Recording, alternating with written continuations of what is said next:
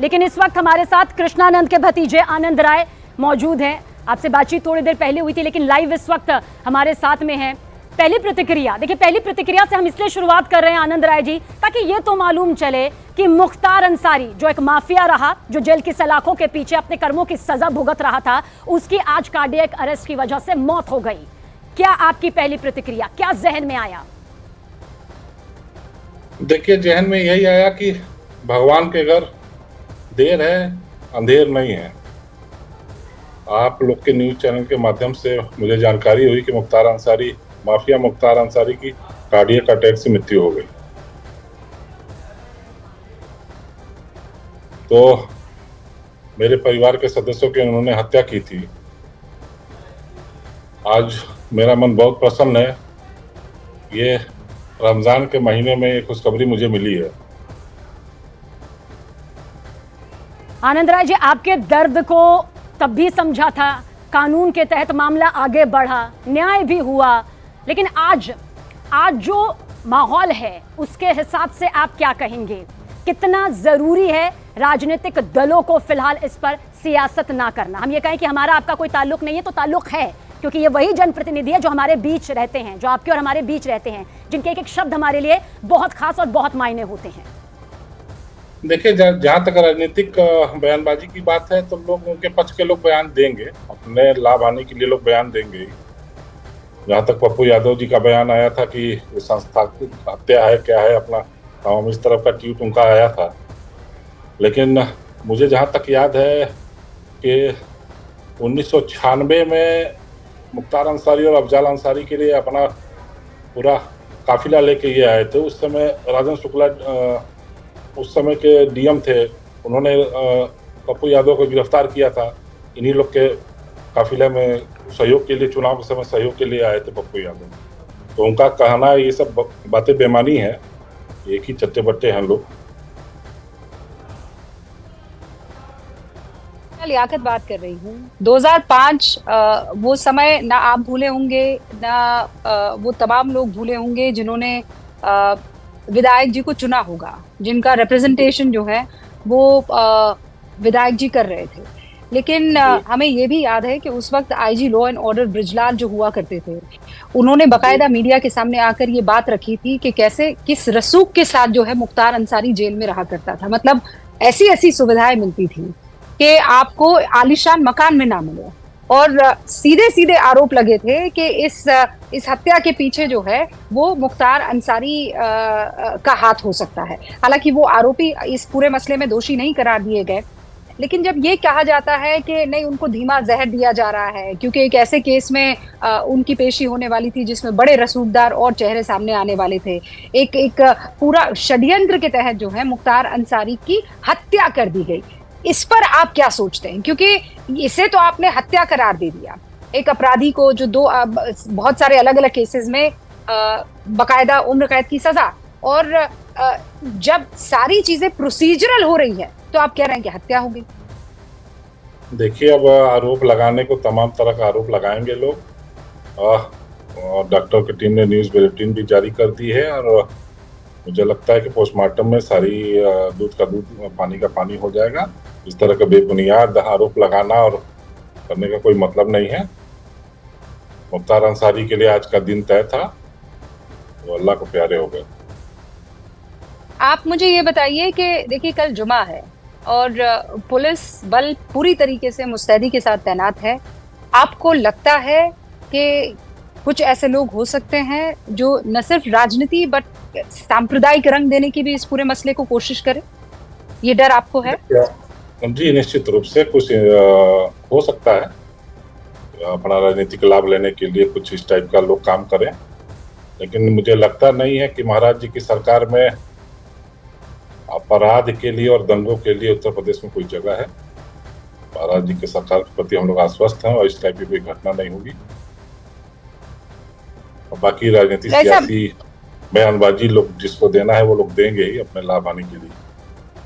मैं आपसे इस वक्त जो है, हालांकि ये वक्त नहीं है, लेकिन उसके बावजूद मैं जानना चाहूंगी, कृष्णानंद राय की हत्या के वक्त आप कहाँ पर मौजूद थे? कैसे ये पूरा का पूरा मामला सामने आया? कैसे ये पता चला कि इसके पीछे कोई और नहीं, इनका मुख्तार अंसारी का जो है हाथ हो सकता है, वो गैंग जो जेल से चल रहा है? न्यूज़ 18 इंडिया के दर्शकों को अगर आप बता विधायक जी पाएं। की हत्या जैसे कोई विधायक जी अपराधी नहीं थे। विधायक जी की हत्या एक राजनीतिक हत्या थी। मुख्तार अंसारी के बड़े भाई को चुनाव में उन्होंने हराया था, जिसके चलते विधायक जी की हत्या करा दी गई।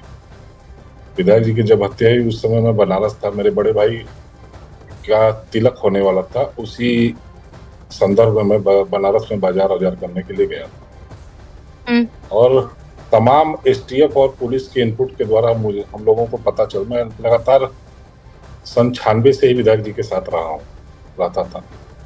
तो उस समय हम लोग को तमाम जानकारियां मिलती थी कि अपराधी यहाँ पे रुके हैं, ऐसे रुके हैं। हम लोग के तमाम शिकायत करने के बावजूद भी कोई कार्रवाई नहीं हुई और 29 नवंबर 2005 को विधायक जी की हत्या कर दी गई।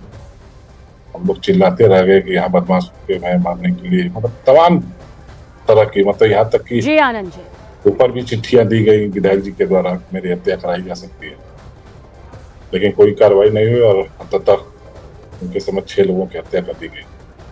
बहुत शुक्रिया हमसे बातचीत करने के लिए, अपनी बात यहाँ पर रखने के लिए। माफिया मुख्तार अंसारी, ये वही माफिया जिसकी धाराएं इतनी कि धारा प्रवाह तरीके से बहती चली जाएगी। तमाम तरह की धाराएं यहाँ पर लगी, शायद ही कोई ऐसा धर्म जो कि पास में ना हो, इसने किया ना हो।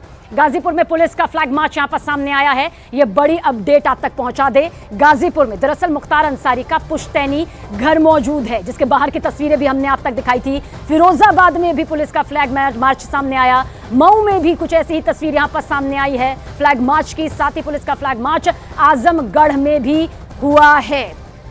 मकसद यही है, अलर्ट करना, निगरानी रखना और साथ ही साथ शांति से यह चेतावनी देना कि किसी भी तरह की कोई गड़बड़ी नहीं होनी चाहिए, उपद्रव नहीं होना चाहिए, किसी भी तरह से अमन चैन शांति का माहौल बिगड़ना नहीं चाहिए।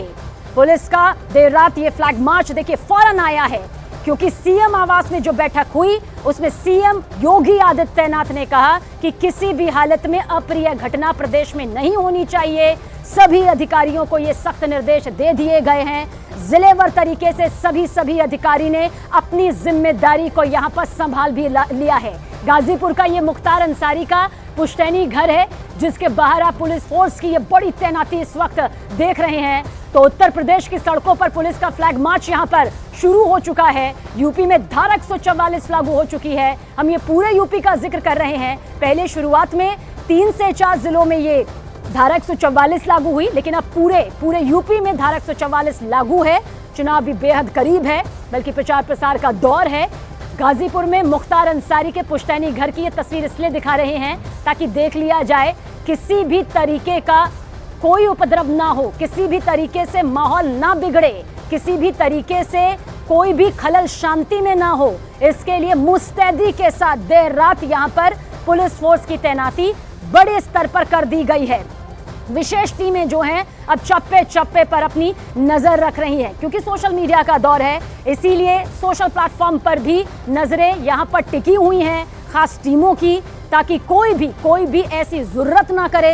हालांकि जिस तरह से पॉलिटिकल पार्टियों को आजादी जरूर यहाँ पर मिल जाती है एक जनप्रतिनिधि के तौर पर अपनी बात कहने की, ऐसे में तेजस्वी यादव, चाहे सुरेंद्र राजपूत, चाहे सबसे पहले पप्पू यादव, यहाँ पर विवादास्पद बयान जो है वो कहते हुए नजर आते हैं। मामले की जांच की मांग कर रहे हैं, धीमा जहर की बात यहाँ पर कर रहे हैं, जो कि पहले ही बेदम साबित हो चुका है। गाजीपुर में पुलिस का फ्लैग मार्च, एक बार फिर से ये बड़ी अपडेट आप तक पहुंचा दे। अमित सिंह हमारे साथ मौजूद है। अमित, इस वक्त भी आप यूपी की सड़कों पर हैं। फ्लैग मार्च यहाँ पर हम कई जगहों का बता रहे हैं जहां पर फ्लैग मार्च पुलिस का हुआ है, क्या और तस्वीर नजर आ रही है? देखिए, महज मैं 120 किलोमीटर दूरी पे हूँ बांदा से, और जैसे ही मेरी गाड़ी आगे जा रही थी, अभी हमने देखा कई गाड़ियां एक साथ पुलिस की गाड़ियां जो है एक साथ यहां से निकली है, यानी काफिले के साथ निकली है। और इसी तरीके से हर जगहों पर मार्च किया जा रहा है, कहीं पैदल मार्च हो रही है तो कहीं पुलिस का कई गाड़ियों का काफिला निकल रहा है। दो बड़ी अपडेट है इस वक्त। एक कासगंज जेल में मुख्तार अंसारी का बेटा जो है अब्बास अंसारी वो बंद है। कल वो सुबह इलाहाबाद हाईकोर्ट में पेरोल के लिए अर्जी डाल सकता है, जिसमें वो मांग कर सकता है कि उसको पेरोल दिया जाए ताकि वो अपने अब्बा मुख्तार अंसारी के जनाजे में आखिरी जनाजे में वो शामिल हो पाए। दूसरी बड़ी अपडेट, मुख्तार अंसारी के पैतृक निवास मोहम्मदाबाद में वहां पर काफी ज्यादा भीड़ इकट्ठा हो गई थी। उसके बाद मुख्तार अंसारी के भतीजे ने अपील की कि सभी लोग जो हैं अपने अपने घर चले जाएं। मुख्तार अंसारी का इंतकाल हो गया है। इस शोक के समय में उनका परिवार अकेले रहना चाहता है।